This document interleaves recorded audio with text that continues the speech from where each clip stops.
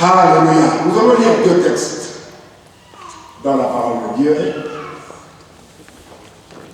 Le premier texte que nous allons lire, c'est Jean chapitre 11, le verset 40.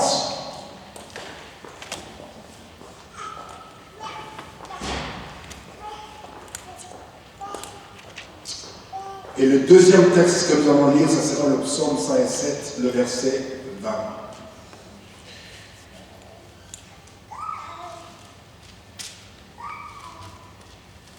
Jean chapitre 11, verset 40. Vous y êtes? Dis à ton voisin, est-ce que tu as ta Bible? Que le nom du Seigneur soit béni. Je veux vous aider, même si je ne suis pas là, notre pasteur n'est pas là, cette église va vivre des choses extraordinaires. Jean chapitre 11, le verset 40 dit, Jésus, est-ce qu'on peut lire ensemble? Jésus lui dit, n'étais-je pas dit que si tu crois, tu verras la gloire de Dieu? À qui Jésus s'adresse? Non, lisez le texte, il ne faut pas. C'est à qui? À Marthe ou à Marie? À Marthe. Est-ce qu'on peut lire encore pour la deuxième fois? Jésus lui dit, n'étais-je pas dit que si tu crois, tu verras la gloire de Dieu? Le deuxième texte que nous allons lire, c'est le psaume 107, le verset 19, et on peut commencer par le verset 18, 19 jusqu'au verset 20. On commence par le verset 18 jusqu'au verset 20. La Bible dit, on peut lire ensemble? Il y a un écran ici. J'aime que vous me regardez, parce que c'est moi qui ai chargé de l'autre. Je suis fier d'être chargé par le ciel, tout ça. Lisons ensemble. 1, 2, 3. Leur âme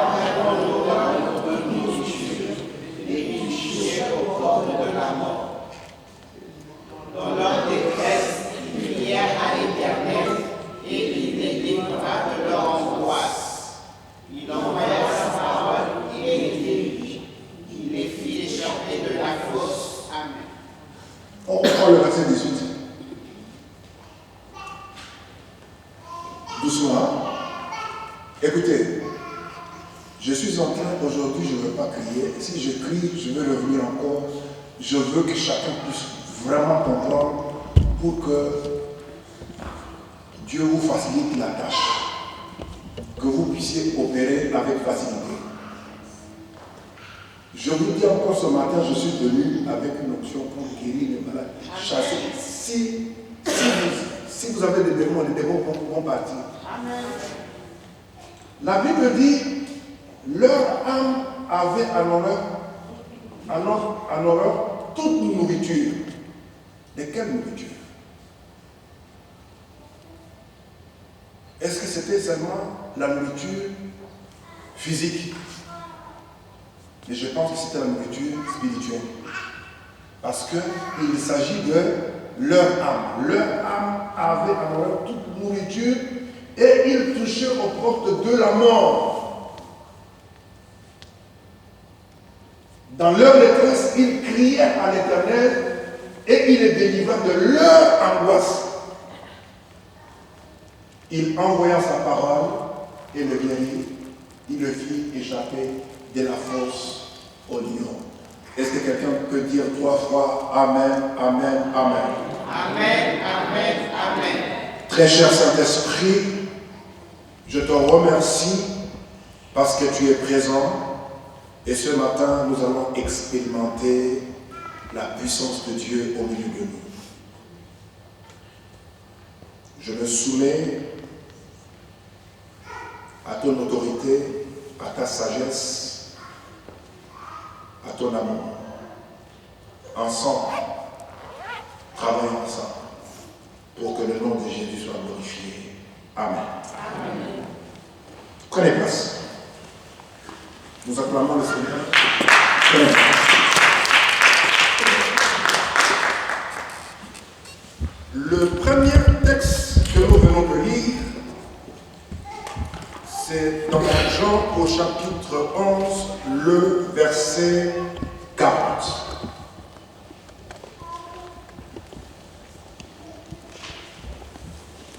Le texte que nous venons de lire nous relate une histoire d'une famille qui était très proche de Jésus. Et la Bible nous dit que c'était une famille qui était amie. Et dans cette famille,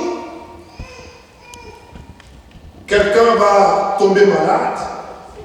Et lorsqu'il tombe malade, ses deux sœurs décident d'envoyer des émissaires pour annoncer à Jésus que leur frère était malade. Qu'est-ce qui va se passer? Les émissaires vont aller voir Jésus.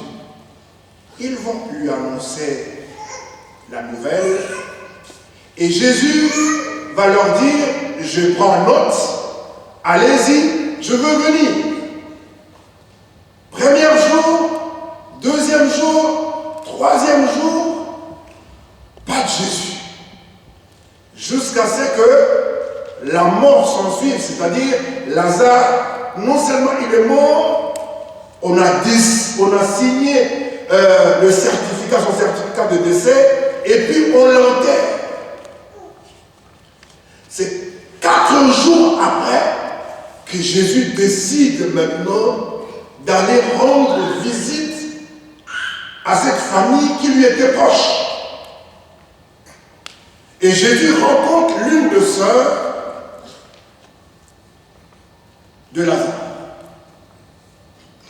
Et la réaction, c'est que cette femme va dire à Jésus, si Titus était là, notre frère ne serait pas mort.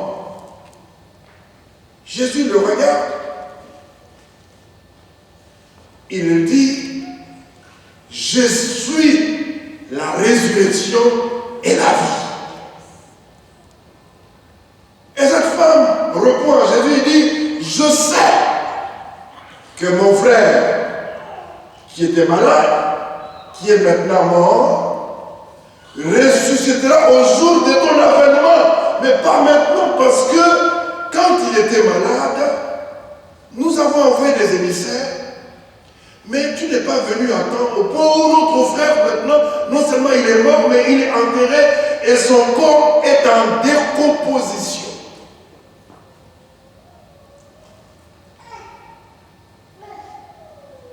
Cette situation se passe en dehors de la ville, et lorsque Jésus rentre dans la ville, toute la ville apprend et la nouvelle arrive à la maison. On dit que Jésus est rentré dans la ville, il est en train de venir. La sœur de Jésus, de Lazare se précipite une deuxième fois pour dire, si tu étais là. Jésus dit, mais où l'avez-vous mis? Où est-ce qu'il est? Il dit, mais ça fait plus de 4 jours. Je te dis que ça fait plus de 4 jours. Donc à ce stade, tu ne peux plus rien faire. Alors Jésus, il pose la question. En même temps, il s'exclame. Il dit à Marthe, n'étais-je pas dit? N'étais-je pas dit? Ce n'est pas pour la première fois, mais c'est pour la deuxième fois.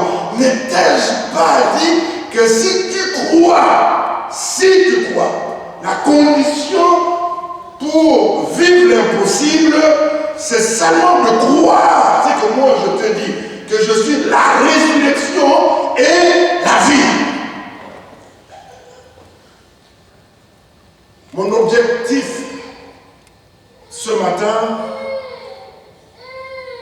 c'est de vous amener à réaliser responsabilité que vous avez lorsque la parole de Dieu est libérée vous concernant. Ce matin, je ne prêche pas ton voisin, mais je m'adresse à moi-même, je m'adresse à toi. Souvent, on a l'habitude de dire, ah, ça c'est pas pour moi, ça c'est pour mon voisin, ça c'est pour ma voisine. Mais ce matin, Dieu s'adresse à toi et il te dit, ne t'ai-je pas dit, si tu crois, tu verras la gloire de Dieu. Le deuxième texte que nous avons lu, c'est dans le livre de Psaume au chapitre 107, le verset 18. La Bible dit, leur âme avait en horreur toute la nourriture.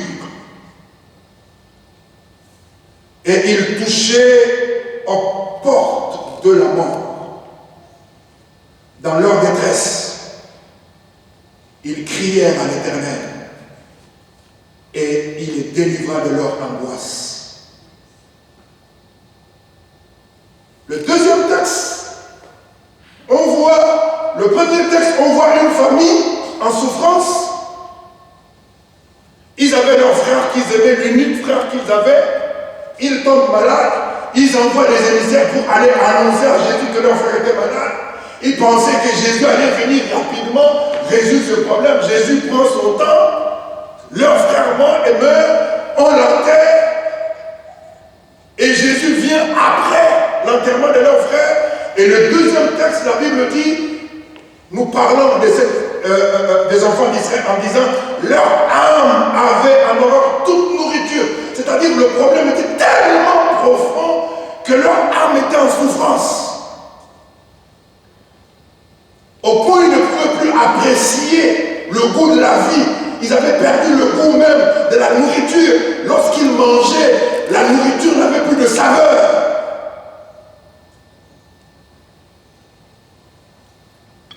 Mais qu'est-ce que nous dit la Bible? La Bible nous dit dans leur détresse, qu'est-ce qu'ils ont fait? Ils n'ont pas eu peur, ils ne se sont pas lamentés, ils ont crié à Dieu. Et en criant à l'Éternel, la Bible dit, qu'est-ce que Dieu a fait? Dieu le délivra de leur angoisse. Je suis venu dire à quelqu'un ce matin que Dieu va te délivrer. Si tu cries à Dieu, il va te délivrer. Il va sécuriser ton âme. Alléluia. Peu importe ce que le médecin a dit, peu importe le diagnostic, peu importe le résultat, peu importe ce que tu sais, si ton âme est troublée par une mauvaise nouvelle, par, comment dire en français, par un mauvais diagnostic, moi je viens t'annoncer que si ce matin nous crions à Dieu, Dieu non seulement va te délivrer, mais il va te délivrer en sécurisant ton âme. Mais comment il fait lorsque une famille est attaquée par un esprit de maladie, le cancer, le sida, il y a toutes sortes de maladies que vous pouvez énumérer. Mais lorsque une famille, un corps est attaqué, il est angoissé, menacé jusqu'à la mort, comment Dieu fait pour remettre les choses à leur place?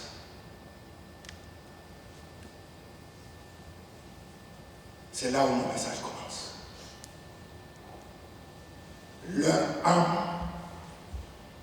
est en souffrance au point où ils avaient perdu le goût de la nourriture. Mais ils ont décidé, ils ont dit, au stade où nous en sommes, il n'y a que Dieu qui peut nous délivrer. Aucun homme, aucun médecin, malgré l'intelligence de l'homme, dans cette affaire, il n'y a que Dieu qui peut intervenir. Et la seule chose qu'il nous faut, c'est de crier à Dieu. Qu'est-ce que dit la Bible dans le Nouveau Testament? La Bible dit, quelqu'un est-il dans la joie, qu'il fasse quoi? Qu'il chante, qu'il danse. Mais quelqu'un est-il en souffrance, qu'il fasse quoi? Qu'il prie. C'est pour ça que je demande officiellement, nous sommes le 1er janvier, je m'engage à prêcher le mardi, comme c'est le mois de la guérison des délivrances, je défie toutes sortes de maladies. Non seulement je vais défier, mais on prie, tu vas faire des examens. Jusqu'à ce que les symptômes vont disparaître. Il faut qu'il y ait des témoignages authentiques. Je m'engage pour ça. Si je suis à Paris, je vais prêcher tous les mois de décembre, les dimanches, à moins que vous me chassez. Mais je m'engage à prêcher le mardi et à conduire la prière le vendredi. Mes amis, quand on dit que le vendredi c'est pour la prière, priez. Quand on dit le mardi, c'est pour l'étude biblique, faites l'étude biblique. Mais quand il s'agit de la prière, priez. Vous ne pouvez pas parler pendant 55 minutes, prier 5 minutes. C'est pas possible. Nous sommes à la fin de l'année. Je ne sais pas si tu as le même problème que moi. Je ne sais pas si ton âme est en souffrance comme mon âme. Je ne sais pas si nous avons les mêmes objectifs, nous avons les mêmes combats, les mêmes attaques. Mais on ne peut pas, face à ces défis, face à l'oppression, parler pendant 55 minutes et prier 5 minutes. Vous allez où? Vous allez où? Je dis, vous allez où? Et comme leur âme était en souffrance et que personne ne pouvait intervenir, ils ont crié à Dieu. Et Dieu va leur dire, je veux vous montrer comment moi je fonctionne. Rappelez-vous, dans Jean chapitre 11, le verset 40, lorsque Jean est tombé malade, Lazare plutôt, qu'est-ce que les sœurs ont fait? Ils ont envoyé un messager. Quel est le message qu'ils ont envoyé? Une mauvaise nouvelle. Un message qui apporte la peur, l'insécurité. Notre frère est malade, il est en train de mourir. Jésus dit, je ne veux pas m'associer à cette parole. Parce que je ne crois pas en ce que vous dites. Tant que le ciel ne m'a rien dit, je ne veux pas m'accorder à ce que vous dites, qu'il soit malade ou qu'il meure. Tant que le ciel ne m'a pas parlé, moi je reste jusqu'à ce que le ciel me dise quelque chose. Celui qui dit Amen, il reçoit. Et lorsque le ciel a ordonné à Jésus de venir, il s'est déplacé, il a dit à ses disciples, allons-y maintenant, allons-y maintenant. Il dit, votre frère Lazare, il dort. La Bible dit, il ne comprenait pas jusqu'à ce que Jésus va dire, je sais qu'il est mort. Mais je vais le ressusciter. Ton problème n'est pas plus grand que mon Dieu. Le Dieu que je prêche, c'est celui-là lorsque tu décolles depuis Orly, quand tu te rends en Martinique ou en Guadeloupe, pendant plus de 8 heures de vol, tu es sur l'eau, entre le ciel et la terre. Quand tu regardes, tu te dis, si ce n'est pas Dieu qui nous tient, si ce n'est pas Dieu qui nous soutient ici, il suffit seulement de quelques secondes, on disparaît. Mais ce Dieu-là, il nous porte pendant des heures et des heures, et puis on atterrit sur un bout de terre, encerclé par l'eau. Et ça fait des années que cette eau n'arrive pas à submerger ce bout de terre. C'est Dieu-là que je vous parle. Il est capable de mettre des limites, de dire à l'eau, là, tu ne peux pas aller au-delà. Et l'eau respecte. Je parle d'un Dieu qui est capable d'ordonner à la pluie de descendre et il connaît le nombre de chaque goutte. Il paraît qu'il est prouvé que lorsqu'il pleut, Chaque goutte qui tombe, il ne se rencontre jamais jusqu'à toucher la terre. Quelle intelligence! C'est de ce Dieu-là que je vous parle. Je ne vous parle pas d'un Dieu incapable. Je ne vous parle pas d'un Dieu impuissant. Je vous parle de celui qui a créé toutes choses par sa parole toute puissante. Alors Dieu dit, Jésus dit, je ne veux pas répondre à ce message de mauvaises nouvelles, mais j'attends que le ciel me parle. Et lorsque le ciel m'a parlé, Jésus a dit, maintenant allons-y. Je suis venu mandaté par le ciel. Il cria à l'Éternel. Et comment Dieu a procédé? C'est ça qui m'intéresse. Le verset 20 dit, et j'aime la parole de Dieu, le verset 20 de Psaume 107, le verset 20 dit, il envoya sa parole et les guérit. Et le fit échapper de la force. Voilà comment Dieu fonctionne. Quand tu es angoissé, quand tu es attaqué, quand tu es malade, quand ton corps est attaqué, quand toi tu parles, quand le médecin te dit tu as le cancer, tu as le sida, tu as ceci, cela, qu'est-ce qu'il utilise? Il utilise la parole. C'est cette parole-là qui commence à travailler. Soit ça crée le doute, la peur. Waouh, le médecin a dit. N'est-ce pas? Mais comme le médecin utilise la parole, Dieu aussi, lorsqu'il y a un problème, peu importe le problème, la première des choses que Dieu envoie, ce n'est pas la puissance, mais c'est sa parole. Pourquoi? Parce que la Bible dit dans Jean, au chapitre 1er, au commencement était la parole. Mes amis, peu importe le problème que tu as, j'ai dit, peu importe le problème que tu as, la première des choses que tu dois vérifier, qu'est-ce que le ciel a dit? Oh! Amen. Vous savez, moi je ne prie pas pour prier. Quand je prie pour entendre la voix de Dieu. Je ne prie pas pour impressionner, pour convaincre Dieu, pour qu'il change son avis. Non, je prie pour lui dire, mais quelle est ta volonté? Parce que je connais comment tu fonctionnes. Dieu dit, vous avez le problème, vous avez crié à moi, voilà comment moi je fonctionne. Il envoie sa parole. Et la Bible dit, la parole de Dieu est une lampe, est comme une lampe à nos pieds et une lumière sur notre sentier. Est-ce que quelqu'un est béni? Amen. Je ne serai pas long. Qu'est-ce que j'ai dit aujourd'hui?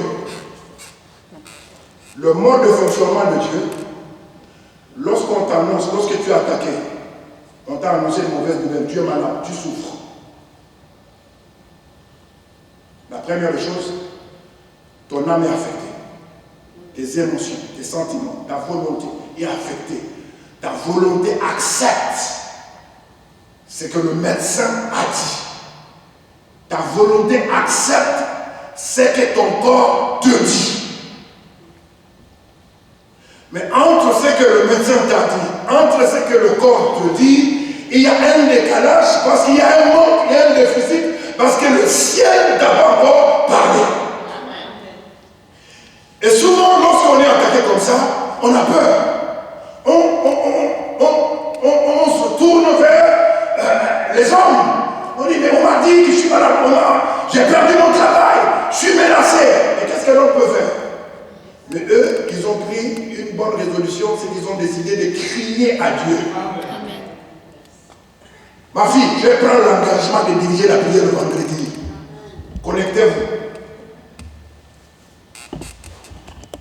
Je répète encore, vous ne pouvez pas parler 55 minutes, prier 5 minutes. Vous allez où? Dis à ton voisin, tu ne connais pas mon problème, hein? Tu ne connais pas mon problème, tu ne connais pas mes combats. Et j'ai besoin de prier, j'ai besoin de crier à Dieu. J'ai besoin de crier à Dieu. Parce que le niveau de mon combat dépasse mon intelligence, dépasse mon compte en banque, dépasse ma force. J'ai besoin de prier. Tout est sombre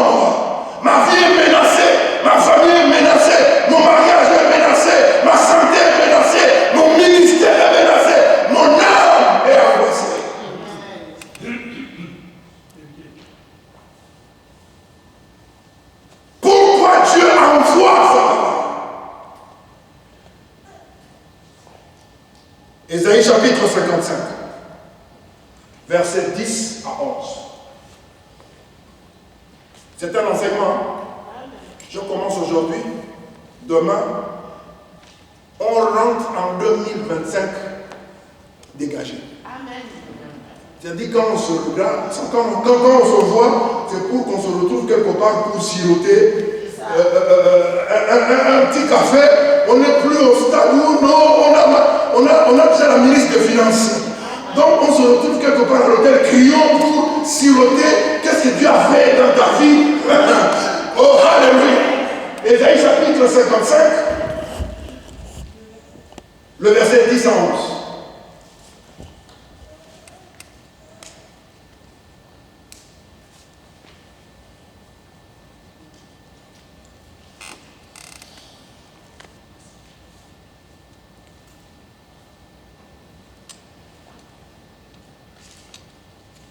Vous aimez la parole? Amen.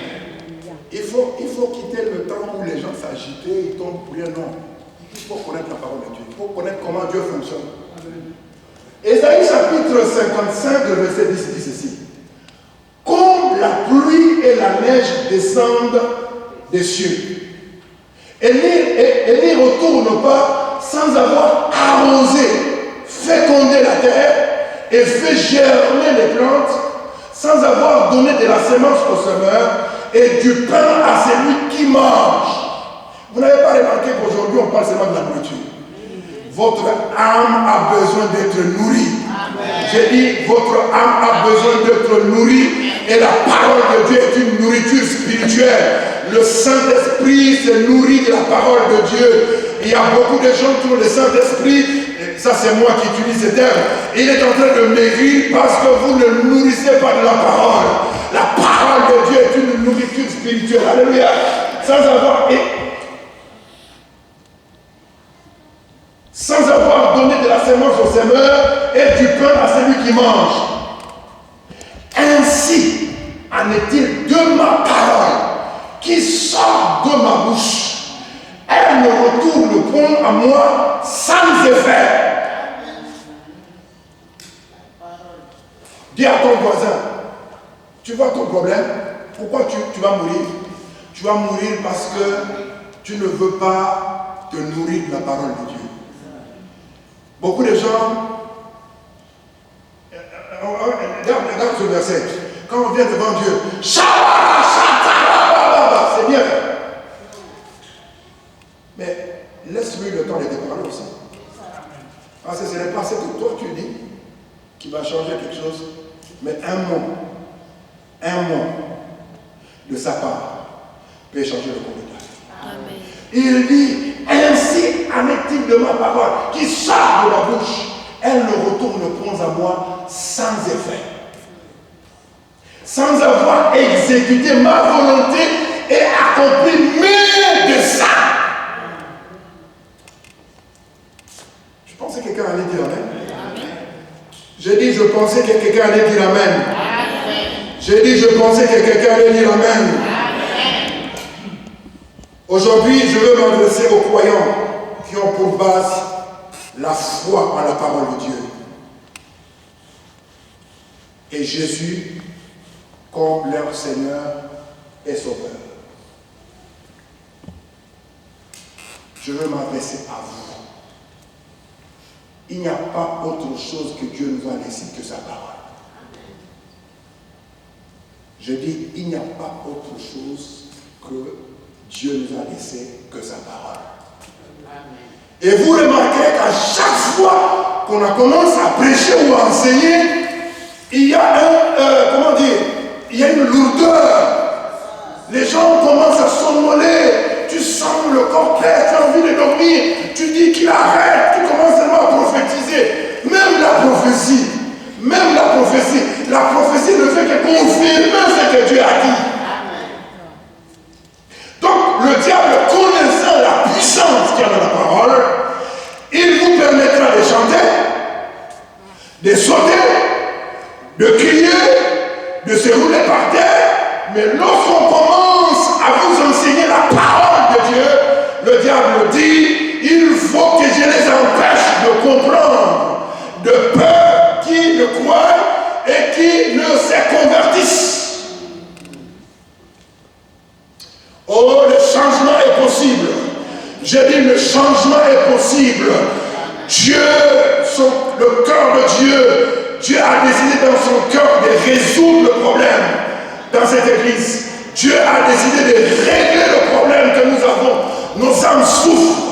J'ai dit nos corps ont été touchés et Dieu a décidé de nous guérir, de nous restaurer, de nous délivrer. Et c'est pour cela qu'il m'a mandaté. Celui qui dit Amen, il le reçoit. Mes amis, Dieu a sa façon de fonctionner. Si vous ne savez pas comment Dieu fonctionne, vous risquez de lui faire passer pour un menteur. Il n'y a aucun problème, aucune maladie, aucun sujet que vous pouvez lui apporter que Dieu ne peut pas résoudre. C'est-à-dire, il n'y a rien que vous pouvez lui présenter, c'est-à-dire Dieu est surpris, il dit, ah ça je ne savais pas, ça c'est un cas compliqué, je ne savais pas que le coronavirus allait venir, ou non, il n'y a aucune maladie.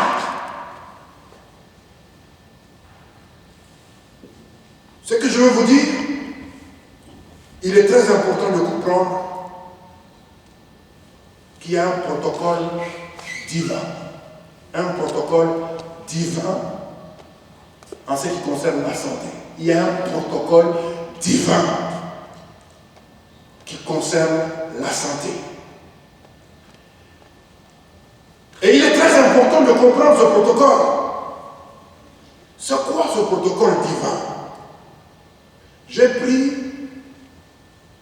dans le dictionnaire, par exemple ici en France, un protocole de santé, c'est un formulaire administratif qui établit une prise en charge à 100% de soins.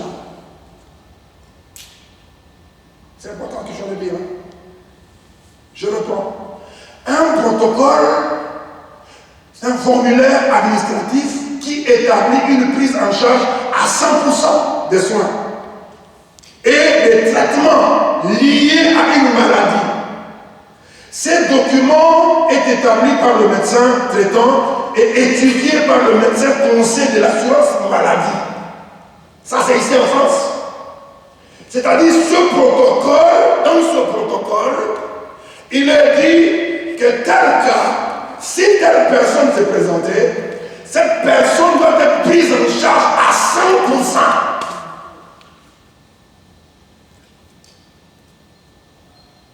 Donc, quand Marthe et Marie viennent voir Jésus et lui disent, Jésus, si tu étais là, notre frère ne serait pas mort. Jésus leur dit, Marthe, Marie, je vous dis que je suis la résurrection et la vie. Jésus dit, mais montrez-moi où se trouve Lazare. Il dit, mais Jésus, au fait, tu ne nous comprends pas. Nous sommes des amis. Tu as l'habitude de venir chez nous, manger, tout ça. Même si tu ne rigoles pas avec tout le monde, mais avec nous, tu rigoles un peu. Tu connaissais Lazare. Au moment où il ne se sentait pas, on a envoyé des émissaires pour te dire que Lazare, là, tu peux faire quelque chose. Mais au stade où nous en sommes, Jésus, comme on te connaît là, tu ne peux rien faire. Mais Jésus leur dit, il y a un protocole divin. Lorsque vous êtes venu me dire qu'il était malade, ça c'était le protocole de l'enfer naturel qu'il a déclaré malade. Mais moi, j'attendais du ciel que mon Père me donne le feu vert. Mon Père m'a donné le feu vert en me disant, il y a un protocole divin qui déclare que Lazare, sa vie est prise en charge à 100%, même étant mort, même si son cas, même s'il est mort, mais le ciel a décidé de le prendre à 100% en charge. Il y a beaucoup de choses qui sont en train de changer ici en France. Voilà pourquoi Aujourd'hui, je veux m'arrêter avant pour qu'on prie pour la France. J'aime la France. Je bénis la France. Je dis, j'aime la France, je bénis la France, je prie pour la France, je prie pour l'état spirituel de ce pays, je prie pour l'économie de ce pays. Ce pays m'a donné ce que mon pays d'origine n'a pas su me donner. Quand je suis tombé malade, j'ai été opéré 5 fois. Est-ce que vous savez une seule opération combien ça coûte? Plus de 25 000 euros. Plus de 25 000 euros. Tu es pris en charge à l'hôpital. On te nourrit. Tu as un lit. Est-ce que vous savez combien ça coûte par jour? Seigneur, souviens-toi de la France. Seigneur, bénis la France. Seigneur, bénis le peuple français. Seigneur, bénis les autorités françaises. Seigneur, je bénis ce pays. Ce pays va s'en sortir.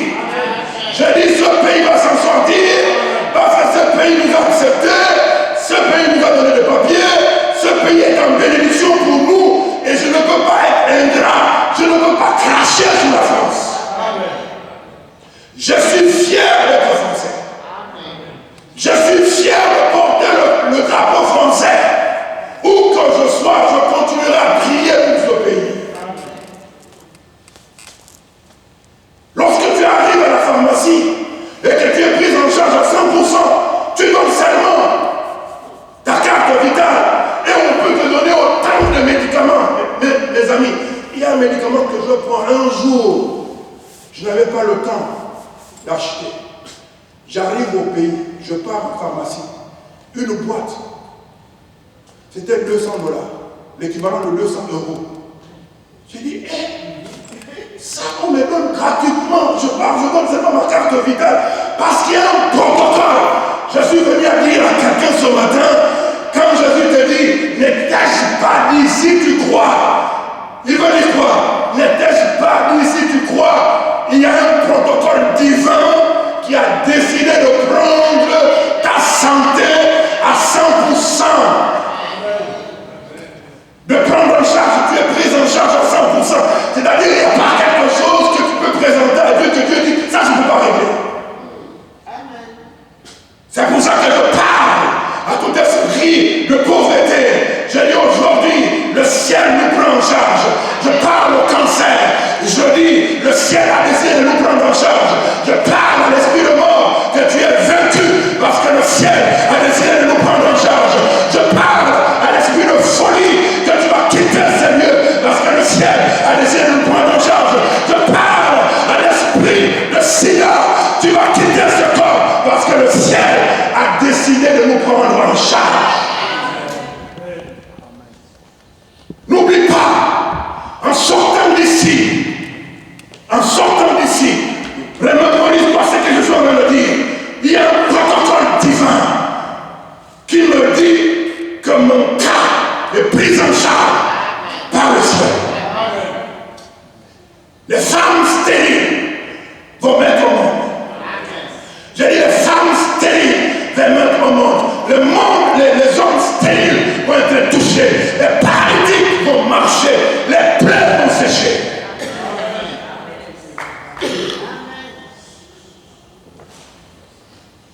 Si la France peut vous prendre en charge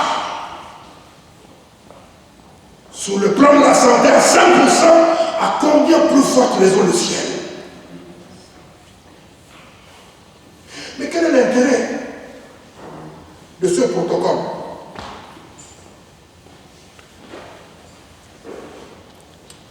Je vous rappelle que Dieu, il n'y a pas un autre langage que Dieu comprend que sa parole.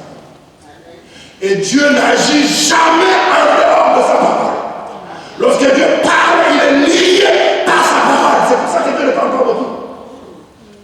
Il dit, lorsque je libère ma parole, elle ne peut jamais revenir à moi sans avoir accompli ce pourquoi je l'ai envoyé. Et ce matin, cette parole, c'est pour que tu sois libéré. Ce matin, cette parole, c'est pour que tu sois guéri. Ce matin, c'est pour que ton âme soit guérie. Tu seras libéré. Quel est l'intérêt d'un protocole? décrit qui fait quoi. Et lorsqu'il y a un problème, il y a la part de responsabilité qui revient à Dieu et il y a une autre part de responsabilité. Mais souvent nous pensons que lorsque nous sommes malades, Dieu doit tout faire. Ce n'est pas vrai. Dis à ton voisin, Dieu ne fait pas tout. Dans le protocole de la santé divine, Dieu a sa part de responsabilité et nous avons notre part de responsabilité. Dans un protocole, comme je le disais, il y a écrit qui fait quoi, quand, comment, pourquoi, pour qui et avec qui. Pour répondre à cette question, qui fait quoi lorsque quelqu'un est oppressé, attaqué,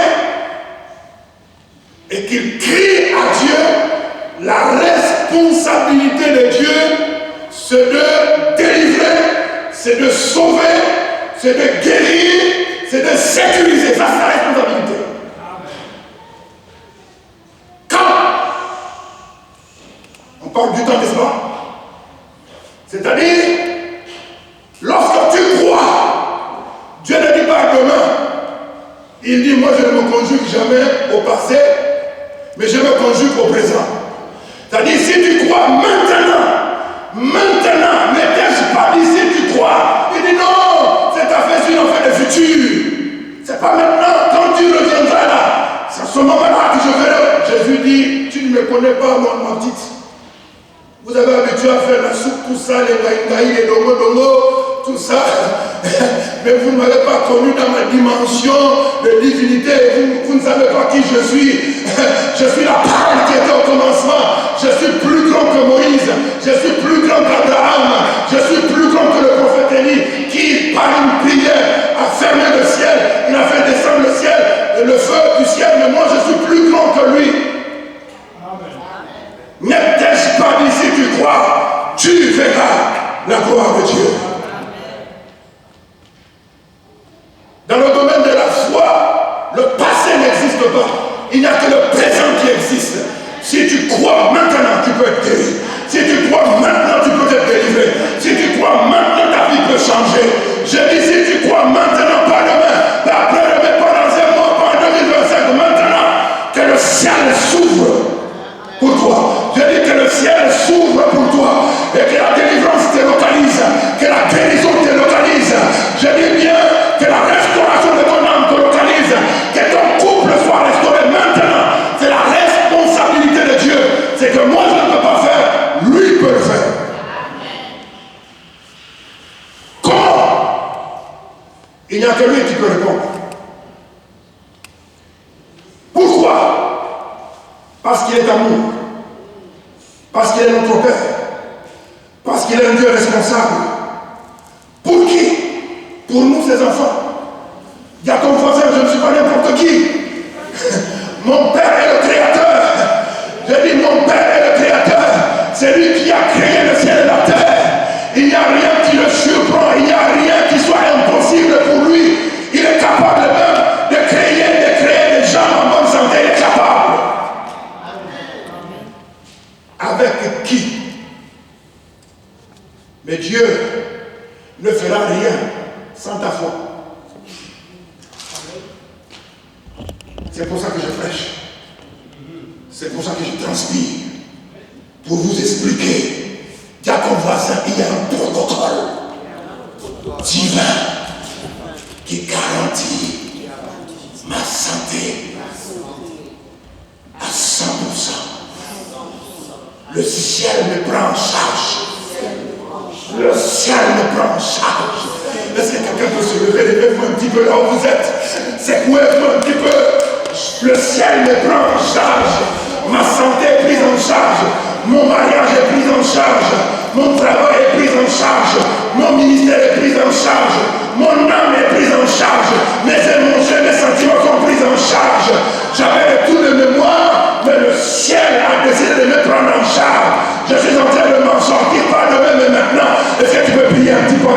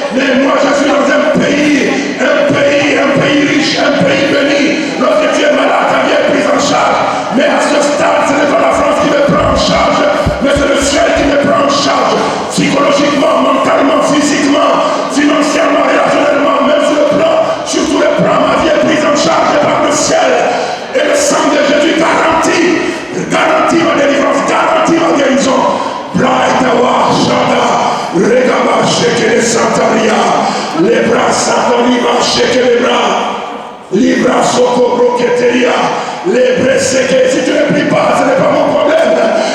Prie, mon ami. Si ton âme souffre, prie, déclare que tu vas t'en sortir.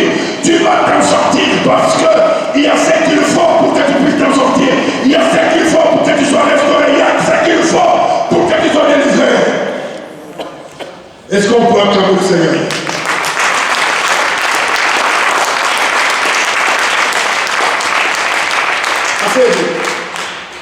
Dis à ton voisin, si tu ne te lèves pas, si tu ne comprends pas ce que le prophète est en train d'enseigner, tu vas être aigri pour rien. Lorsque quelqu'un a faim et qu'on met la nourriture à la table, tu ne verras jamais quelqu'un dire, lui il a faim, il prend la nourriture, il met dans la bouche.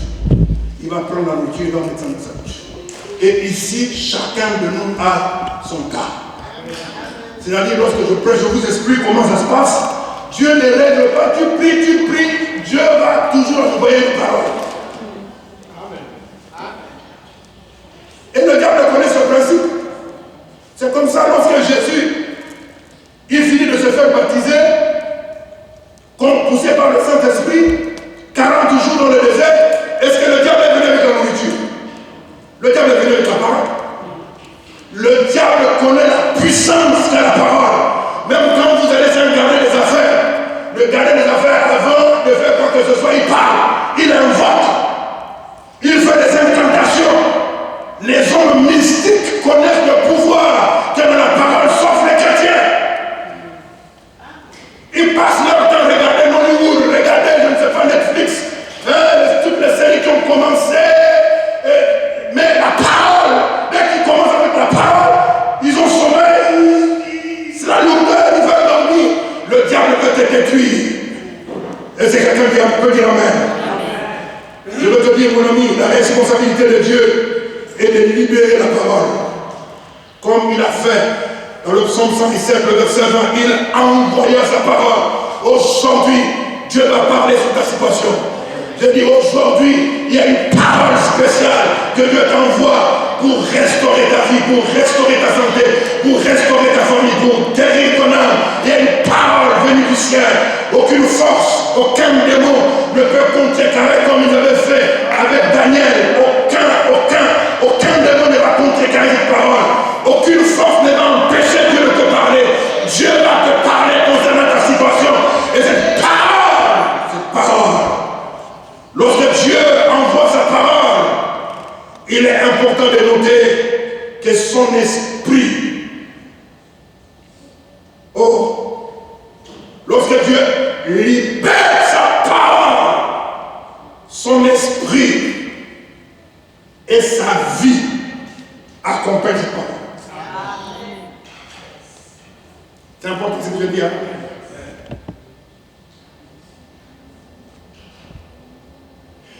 Lorsque le président de la France envoie un émissaire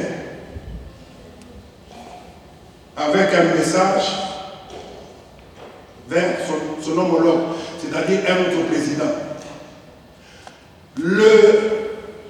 l'émissaire, il n'est que porteur de ce message. Peut-être qu'il ne connaît même pas le contenu de ce message. Mais lorsque la personne concernée reçoit le message, au fond de lui-même, il dit l'esprit et la vie du président accompagnent ce message.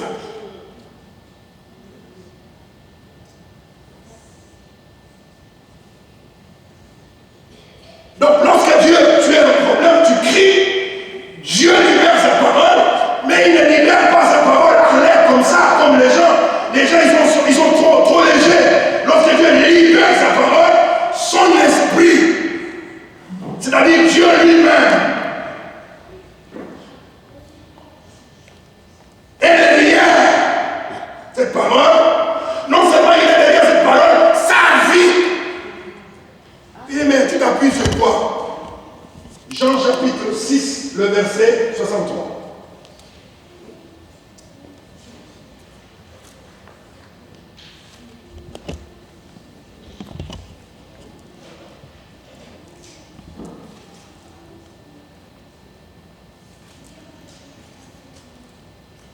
Jean chapitre 6, le verset 63. Est-ce qu'on peut lire? La Bible dit, c'est l'esprit qui vivifie. En d'autres termes, c'est l'esprit qui donne vie. C'est l'esprit qui vivifie. La chair ne sait de rien. Les paroles que je vous ai dites sont esprit et vie. Oh, alléluia. Et c'est quelqu'un peut acclamer le Seigneur.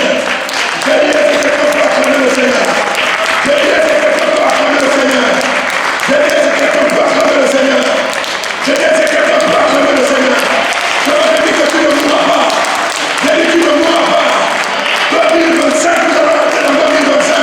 C'est que Dieu t'a dit. C'est que Dieu t'a dit. Ce n'est pas Macron. Ce n'est pas Chirac. Ce n'est pas Sarkozy. Ce n'est pas Kabila. Ce n'est pas Tshisekedi. Mais c'est le Créateur. C'est lui qui a créé le ciel et la terre. Derrière ce qu'il a dit, il y a son esprit et il y a la vie. Il y a ton voisin, tu ne mourrais pas. Oh Satan, tu te trompes, tu ne mourrais pas. Mon mariage ne va pas mourir. Mes enfants ne vont pas mourir. Je ne veux pas échouer. Est-ce que mon corps, tu attends? Il y a derrière la parole, Dieu va parler. Dieu a promis de me guérir. Dieu a promis de me délivrer. C'est pas un homme, mais c'est alléluia. J'aime la parole. Donc, lorsque Dieu envoie sa la parole révèle la nature de Dieu. C'est lui qui envoie cette parole. Il envoie cette parole pour faire quoi? Pour guérir. Et pour être délivré. Mais la condition, c'est de croire. Et nous avons du mal à croire. On panique facilement. Lorsque le médecin te dit, un sataniste, quelqu'un te dit, il y a un de mes fils, il a fait un rêve. Mais j'ai rigolé. J'ai dit, l'enfer a peur de ce qui arrive. J'ai dit, je parle publiquement. J'ai dit, l'enfer a peur. Moi, ma femme ne mourra pas. Je déclare que ma femme ne mourra pas. Si elle meurt, on ne va pas l'enterrer. Oh. Si la vie est dans son pouvoir de la langue, moi je parle. Quand je parle, il y a l'esprit et la vie. Donc je dis que ma femme ne mourra pas. Je dis que tous ces esprits qui sont dans les déserts, qui veulent retenir ma femme dans la sécheresse, dans la pauvreté, qui veulent me priver de ma femme, je dis à ces esprits, restez dans le désert. Mais moi, ma femme, André Martin qui dit, c'est à mes côtés. Alléluia. Elle ne mourra pas. Comme c'est, est-ce que tu m'entends? Est-ce que tu m'entends? Tu as parlé par un rêve, mais moi je te parle de la parole de Dieu. Je te parle sous l'onction du Saint-Esprit. Je dis, ah non, tu t'es trompé. Tu vas prendre quelqu'un d'autre. Pas ma femme, pas celle-là que j'ai épousée devant Dieu, à la mairie, devant mes falaises. J'ai payé la dot. J'ai payé la dot. En tant que pasteur, en tant que prophète, je me suis privé. J'ai payé le billet. J'ai payé les enfants. Je suis pas capable de la vie. Je suis pas capable de moi. J'ai payé. J'ai dit, oh, s'il y a un sorcier dans la famille de ma femme ou dans ma famille qui veut manger ma femme, je dis, pas ma femme, c'est vous qui allez mourir. Je vous fixe jusqu'au 30 décembre. Je vous fixe jusqu'au 30 décembre. Sinon, vous ne verrez pas 2025.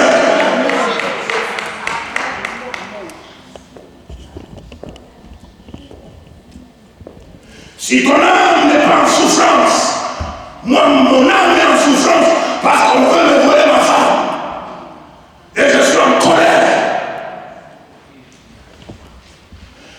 Dois-je avoir peur? Dois-je me laisser intimider? Non.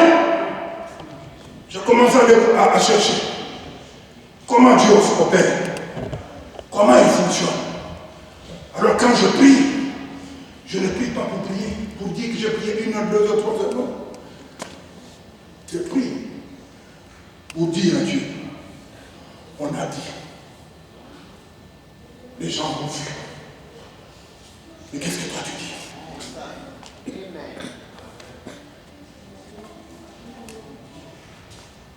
Donc, lorsque Dieu envoie sa parole, la parole révèle la nature dit, c'est lui qui a envoyé cette parole. Qu'est-ce qu'il veut faire? Qui il est? Il est notre Père. Il nous aime. Dieu ne sera jamais le complice de Satan pour te voir mourir. Dieu ne sera jamais le complice de Satan pour voir ton mariage être détruit. Non, il ne sera, il est ton Père, il t'aime, il veut que tu puisses t'en sortir. Et si quelqu'un peut dire Amen.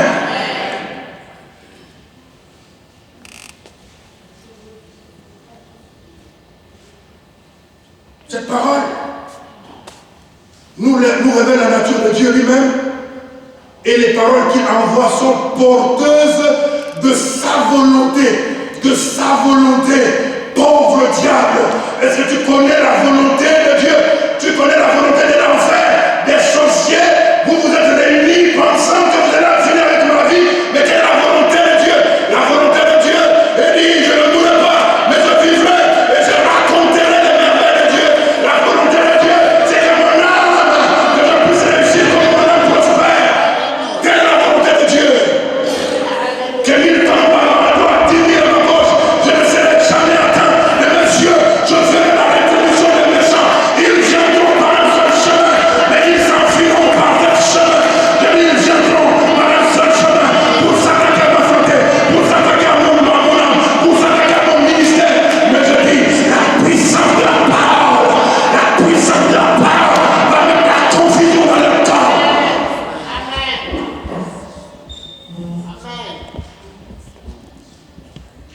Cette parole est porteuse de la volonté de Dieu. La volonté de Dieu, c'est que tu t'en sortes. Que tu ne meurs pas. Que tu réussisses. Non seulement elle est porteuse de la volonté de Dieu, mais du but. Est-ce que vous savez que le péché, c'est le fait de passer à côté du plan que Dieu a placé pour toi? Mais je viens t'annoncer que le diable a perdu. Parce que tu es le projet de Dieu. J'ai dit, tu es le projet de Dieu pour 2025. Tu es le projet de Dieu. Il t'a attaqué, il a attaqué ta santé, il a attaqué ton mariage, il a attaqué tes finances. Parce qu'il sait le cœur qu'il t'a donné. Si tu as de l'argent, tu vas investir dans ton œuvre. Si tu es en bonne santé, tu vas le servir. Et le diable essaie de s'attaquer à ta santé. Mais je dis, le but de Dieu, c'est de te guérir. Le but de Dieu, c'est de te délivrer. Le but de Dieu, c'est de te sécuriser.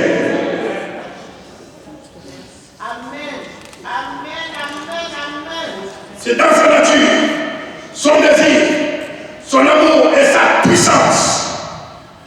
Donc quand il nous envoie sa parole, elle révèle la volonté de Dieu pour nous, qui consiste à nous guérir et à nous délivrer de la destruction.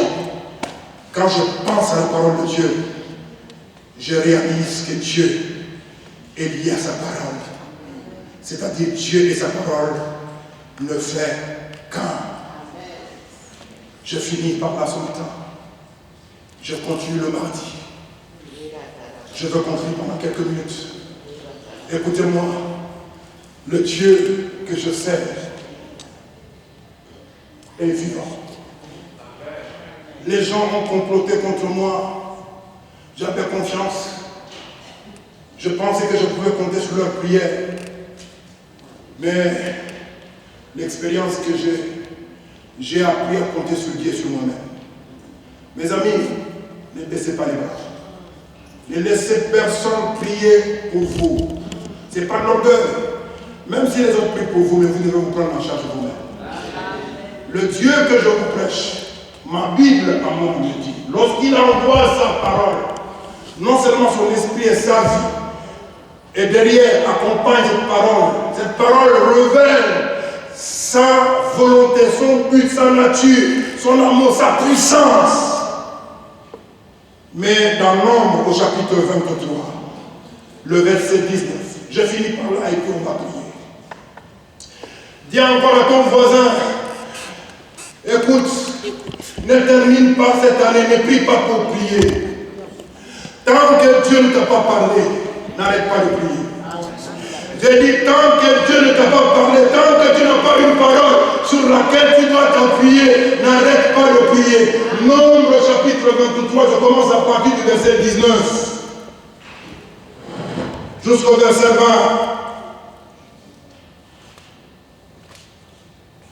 La Bible déclare, Dieu n'est point un homme pour mentir. Ça veut dire quoi? Ça veut dire que la spécialité des hommes, c'est de faire quoi? C'est de mentir. Quelqu'un peut te dire le dimanche passé, non, le premier, comme j'avais pris l'engagement de ne pas y aller, je ne vais pas y aller. Mais vous arrivez le dimanche, vous voyez qu'ils ont tous disparu parce que les gens ont l'habitude de mentir. Et moi, je ne peux pas me promener avec des menteurs. En 2025, je me sépare des menteurs. C'est spirituel. Ne mettez pas de sentiments dans le ministère.